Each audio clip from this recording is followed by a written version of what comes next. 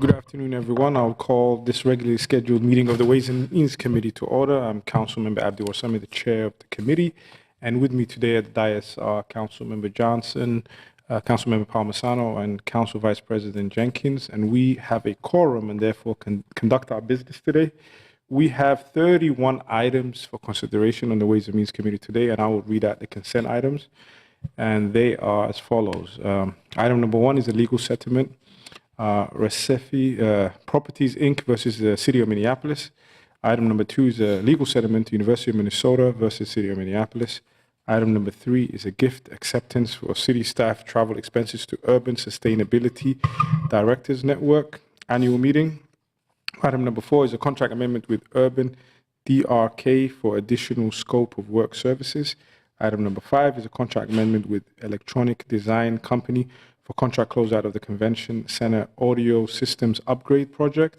Item number 6 is a contract with IC Systems, Inc. and Diversified Adjustment Services, Inc. for professional debt collection services. Item number 7 is the 2018 elections budget appropriation. Item number 8 is agreement with Hillcrest Development for public works parking. Item number 9 is acquisition settlement for 2625 University Avenue Northeast for the East Side Storage Maintenance Facility. Item number 10 is a bid by Kevitt Companies for the new public service building, site work, utilities, earthwork, and deep foundations. Item number 11 is a collective bargaining agreement, Stagehands Unit 2018 through 2019. Item number 12 is a staff purchasing and joint powers letter for July 2018. Item number 13 is the Minnesota Board of Firefighters Training and Education Training Academy reimbursement. Item number 14 is Minnesota Board of Firefighter Training and Education Training or reimbursement redistribution. Item number 15 is a redistribution of pulse oximeters from the Minnesota Department of Natural Resources to the Minneapolis Fire Department. Item number 16 is a grant from the Minnesota Department of Public Safety, Office of Traffic Safety for a DWI enforcement officer. Item number 17 is a contract with Bracken's Consulting and Psychological Services for police employee mental health services. Item number 18 is the Washburn Center for General Grant for Mental Health Services. Item number 19 is a side agreement with AmeriCorps to host the Minnesota Opioid Response Corps member. Item number 20 is a grant from the Minnesota Department of Human Services for clinical training. Item number 21 is a contract with NeighborWorks Home Partners and Build Wealth Minnesota to provide lending as administration services for the 2018 Homeownership Opportunities Minneapolis program. Item number 22 is a contract amendment with Lamity and Sons, Inc. for Lindell Avenue Outfall Improvement Project. Item number 23 is a contract amendment with Maya Contracting, Inc. for Anderson School Improvements Project. Item number 24 is the 2018 Capital Improvement Program appropriation and revenue adjustment within the city's capital projects. Item number 25 is a contract amendment with Kimberly Horn and Associates, Inc. for additional professional services for the Hennepin Avenue Reconstruction Project. Item number 26 is a contract with CDM Smith for industrial, electrical, engineering, planning, design, construction services for the upgrades at the Fridley Softening Plant. Item number 27 is 18th Avenue Northeast Trail Gap Easement Agreement. Item number 28 is agreement with Canadian Pacific Railway for the 26th Avenue North Street Reconstruction Project. Item number 29 is a Mid-City Industrial Reconstruction Project Cooperative Agreement and Easement. Item number 30 is an easement and permit agreement for replacement of water main crossing the Mississippi River.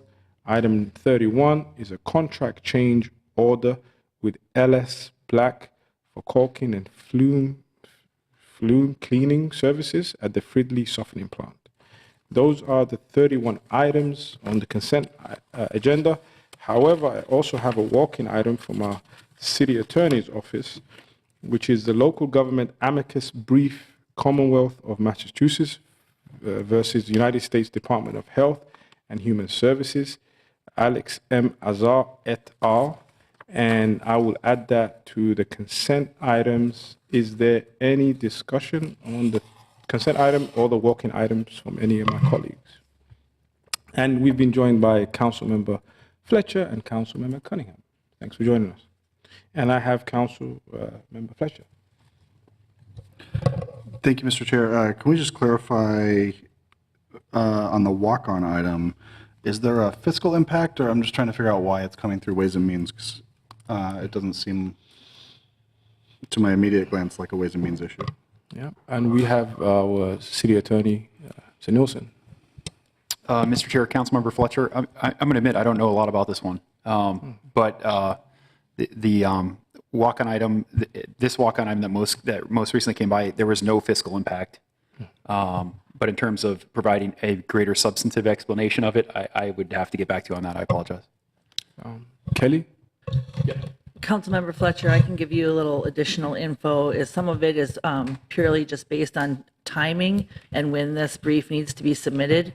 It needed to pass through the committee process, and this was the committee in which fit in that time frame. So it was a means to an end, right?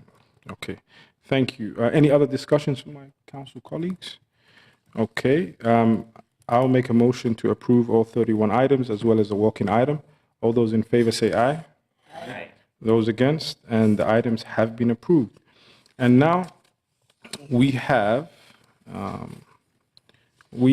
discussion item, which is item number 32.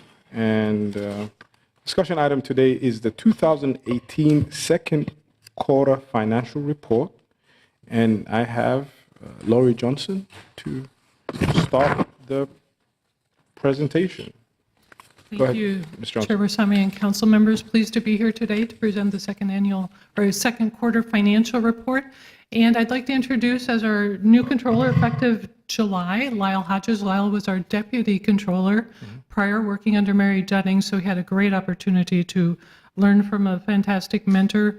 Lyle's been here for many years, and the city is in very good hands with him at the controller's seat. So with that, I'll turn it to him to make the presentation. Thank you. Okay. Thank you, Mr. Hodges, and congratulations on your appointment. Okay. So Chair Warsame and members of the committee, I'd just take one quick second to also introduce our new Deputy Controller, Dawn Koenig. She joins us from Hennepin County and fills out my staff, so we'll be proceeding along with business as usual in the Controllers Division.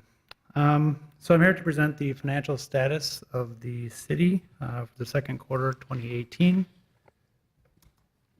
A brief overview, the financial picture of the city as a whole continues to be healthy and stable. Our overall cash position at June 30th was about $800 million, which was an increase of $8.2 million from where we were at the beginning of the year. In addition, we will continue to meet fund balance and net position requirements in all of our major funds. Jumping into the general fund, this is used to account for the financial resources except anything that's required to be accounted for elsewhere. So it doesn't include our utility funds, our internal service funds, our special revenue funds. Fund balance for the general fund is projected to end the year at $84.9 million. This does represent a $32 million decrease. However, we will continue to meet our minimum fund balance requirements, and the decrease was planned. So essentially, three items are contributing to the decrease. One is a planned use of fund balance. So in the 2018 original budget, we had planned to use $17.3 million of the general fund's fund balance. In addition, we had two sort of one-time events. There was a transfer to the capital projects funds related to the 10th Avenue Bridge, and we've also moved some funding for CPED that was related to long-term projects that just didn't really fit in the general fund, so we moved that out to a CPED special revenue fund. So again, we'll meet our requirements, and the reduction was planned. General fund cash balance is projected to end the year just under $100 million. Again, a proportionate decrease compared to where we were in 2017. This slide shows a little bit of the historical trend of the general fund, major revenue by category. You can kind of see where we've been since 2014 and where we expect to end in 2018. The main takeaway from this slide that I'd like to point out, if you look at the local taxes line, I've got a couple of asterisks there. We no longer receipt all the local taxes to the general fund. They're now going to the downtown assets fund, and so as a result, obviously no revenue there. We do transfer in approximately $31 million, and that shows up under the all other revenues line. So the two most substantial changes there by category. One moment, Mr. Hodges. I have a question or a comment from Councilmember Cunningham. Thank you, Mr. Chair. I just wanted to get some clarification. Can you give the background, if you're familiar with the switch as to why the local taxes are being deposited into the Downtown Assets Fund, with a portion going to the general fund rather than all of it going? Was that a policy decision that had been previously made? Sure. Chair Warsami, Councilmember Cunningham. There was a Downtown Assets Fund established to act as an umbrella fund over the PV Plaza and the Downtown Commons Park, as well as the Target Center and the Convention Center. And the local taxes are now deposited into that umbrella fund to help kind of maintain and control the resources there. So it was a budgeted switch. I don't know if Mark might have more insight. Mr. Chair, Councilmember Cunningham, I think to expand on what Lyle said, we used to take all the money into the general fund. And when I say all the money, it's the sales and entertainment taxes. That's what we refer to as local taxes. And then transfer out to the convention center most of that money that would pay for debt service and operation of the convention center. So we've really just reversed that movement of money, and it actually then helps reduce our overall general fund revenues and expenses, which also then reduces the amount of cash we have to keep on hand to meet that 17% reserve requirement, and then just more clearly identifies where's the money really going. Most of the money was going to pay for debt service and convention center operations and the Target Center, so it's more accurately portrayed in a special revenue fund. Kind of like what Mr. Hodges also said we've done with the Affordable Housing Trust Fund, what used to be in the general fund. That's the special projects he was talking about that oftentimes would roll projects over from year to year. It was a painful process accounting-wise for us to have that in the general fund, and so I think we're just trying to then just more accurately meet the dollars with what the uses are, but we still have that transfer in from sales and entertainment taxes to the general fund, so we're still using that money in the same way that we did before. So it's really more of Mr. Hodges said, a budget and accounting shift. We don't think that removes the ability of the council to control any of those revenues. It's just done in a different fashion. Okay. Thank you so much. Thank you, Mr. Chair. So taking a look at the current year activity in the general fund revenue, year to date is trending on track, taking into consideration that change in the local tax process. We are currently projecting to end the year just slightly over budget, 100.4%. In the past 3 years, historically, we've averaged 102.7% of the budget on the revenue side. So just a couple more points. It's still early in the year. Through June 30th, you can see on the chart here, we typically collect less than 30% of the total revenue for the year. So property taxes come in deposited in July, and so that's really where we get a lot of our general fund revenue. And as the year goes on, variations in license and permitting fees and developmental revenue, as well as investment revenue, can push us up even higher. So. On the expenditure side, here again is a historical look back to 2014 as far as major categorical expenditures, and we can kind of see where we're ending 2018 or projecting to end in 2018 by major department, I guess. And here again, I've got the asterisks on the transfers. Where the local tax was being transferred out to the convention center, and now that transfer is no longer happening out.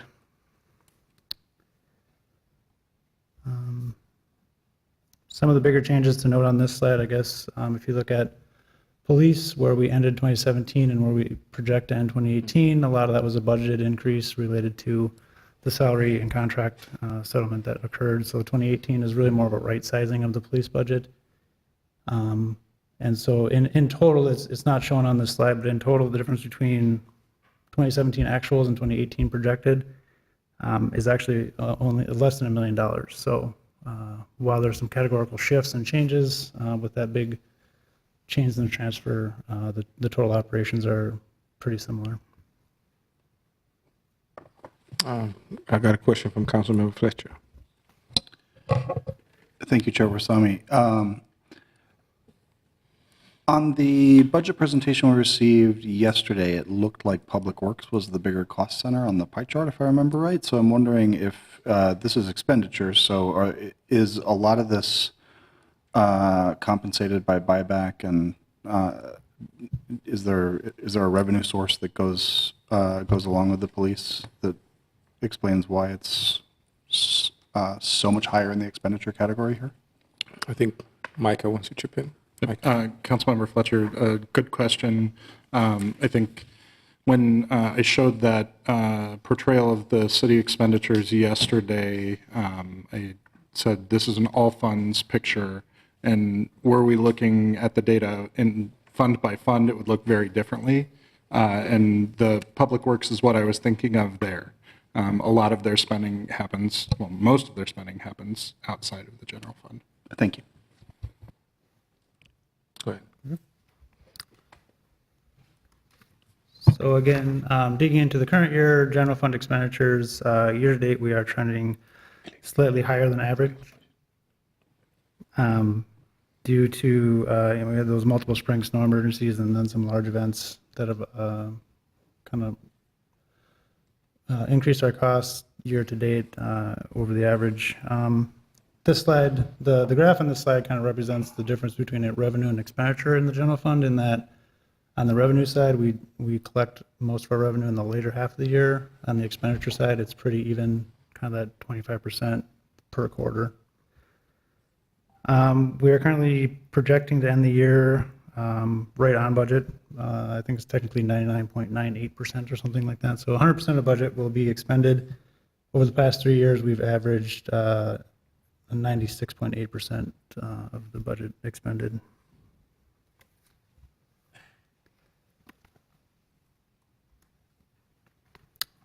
So taking a look at the special revenue funds in totality, they're used to account for and report proceeds of specific revenue sources. Some significant special revenue funds in the city here would be the Convention Center, Target Center, the Police Department's forfeiture and gambling activity, Neighborhood and Community Relations, Regulatory Services, our grant funds are all in special revenue, and then a significant portion of CPED's operations fall under a special revenue fund or group of funds. For year-end 2018, we're projecting that total fund balance will equal approximately $295 million. This is a $30.6 million decrease compared to where we started the year. Total cash also decreasing, in this case, about $34 million. So the decrease is due to, again, going back to that local tax and how we're allocating the local taxes and where they get reported. So, and the last bullet point there just references some kind of accounting speak, I guess you can say. The fund balances in these funds are set aside for a specific purpose, so we call that assigned. If you're looking at a financial statement, it'll say assigned fund balance. Internal service funds, again, we group these all together. They're used to account for the goods and services provided to other city departments. So we have 6 internal service funds: the Engineering, Materials, and Testing Lab, the Equipment or Fleet Services Fund, Property Services, Public Works Stores, IT, and the Self-Insurance Funds, which this In this case, that refers to a roll-up of several funds related to medical, dental, workers' comp, liability, and severance self-insurance functions. Total net position at year-end, should say 2018, is projected to be about 177 million. This is a 2.4 million decrease from the 2017 year-end balance. Total cash in these funds collectively is projected to be about 135 million, which is a $20 million decrease from the 2017 year-end balance. And again, these funds have been stabilized over the years, and working to upgrade our technology and infrastructure resources of the city. And finally, we have the enterprise fund. So these are the business type operations of the city, can be referred to as the utility operations: sanitary sewer, stormwater, water, solid waste and recycling, and parking, as well as some CPED enterprise operations. Total net position in these funds collectively at year-end 2018 is projected to be 944 million, a $38.8 million decrease from where we were at the beginning of the year. Total cash in these funds is projected to be 113 million. Here again, a $24.6 million decrease. And in these enterprise funds, we have significant ongoing infrastructure projects, and so a lot of that decrease in net position or cash reserves is based on those infrastructure needs. That's Thank you very much, Mr. Hodges, for your wonderful presentation. Is there any comments or discussion from our colleagues? No, thank you very much. And I'll move receiving and filing this quarterly update. All those in favor say aye. Aye. Those against? And that passes. And having concluded the committee's business, this meeting is adjourned. Thank you very much.